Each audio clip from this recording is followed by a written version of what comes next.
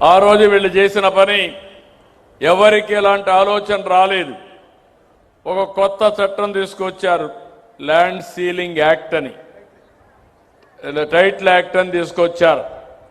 Title act అంటే మన భూమిని మొత్తం కూడా ఆ చట్టం కింద తీసుకొచ్చి ఎంఆర్ఓ, జాయింట్ కలెక్టర్, సిసిఎల్ఏ వీళ్ళు ఉంటారు అడ్మినిస్ట్రేషన్లో.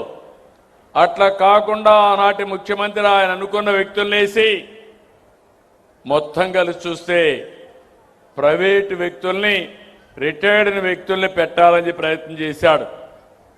అంటే ఈరోజు మనం ఇంకొక పక్కన మన రికార్డులు ఉండవలసిన స్థలం ప్రభుత్వ ఆఫీసుల్లో ఉండాలి, కంప్యూటరైజేషన్ చేస్తే ప్రభుత్వ అధీనంలో ఉండాలి. అలాంటి ప్రైవేట్ వాళ్ళకి అప్పచెప్పేశాడు. నేను ఆ రోజు చెప్పాను, వినలేదు.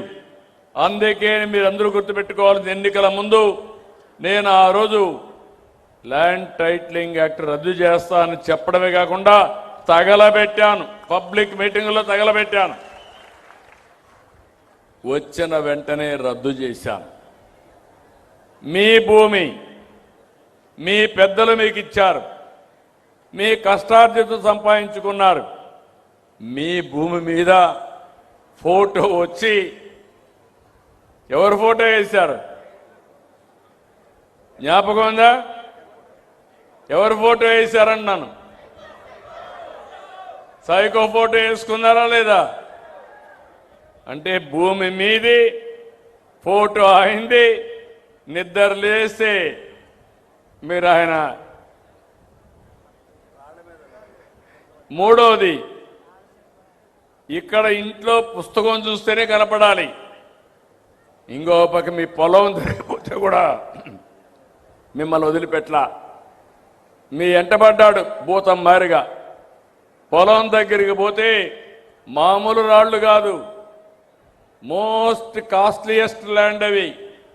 ఎక్కడంటే గెలాక్సీ గ్రనైట్, అది ఒంగోలులో దొరుకుతుంది.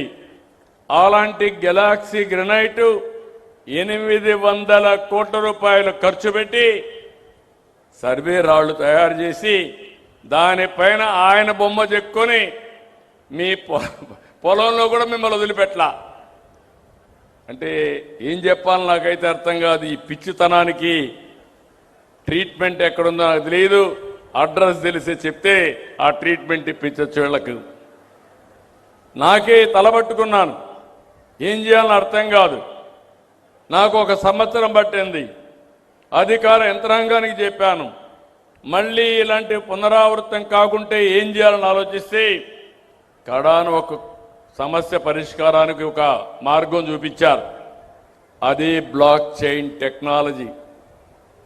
ఈరోజు బ్లాక్ చైన్ టెక్నాలజీ సర్వే చేసిన తర్వాత బ్లాక్ చైన్ టెక్నాలజీలో పెడితే ఎవ్వరు కూడా మీ రికార్డు ట్యాంపర్ చేయలేరు. అక్కడి నుంచి ఎప్పుడైనా ట్యాంపర్ చేసినా ఎవరు చేశారో తెలిసిపోతుంది. ఈరోజు మీకు ఇచ్చిన పుస్తకం ఉంది, అందులో క్యూఆర్ కోడ్ ఉంది. మీ ఫోన్ నుంచి క్యూఆర్ కోడ్ చూపిస్తే మీ పొలం ఎక్కడుందో అది నేరుగా గూగుల్ మ్యాప్లో మిమ్మల్ని తీసుకెళ్తుంది. రెండోది, మీరు క్యూఆర్ కోడ్ కొడితే ఈరోజు ఈ క్షణంలో మీ భూమి మీ పేరుతో ఉందా, ఎవరన్నా మార్చేశారో కూడా వస్తుంది. అంటే ఎప్పుడు కావాలంటే అప్పుడు చెక్ చేసుకునే విధంగా ఎన్ని ప్రాంతాల్లో మీ భూమి ఉన్నా అన్ని కూడా ఒకే పట్టాదారు పాస్ పుస్తకంలో తీసుకొచ్చిన ఘనత ఈ ప్రభుత్వానిది, ఎన్డీఏదని చెప్పి మరొక్కసారి మీ అందరికీ హామీ ఇస్తున్నా.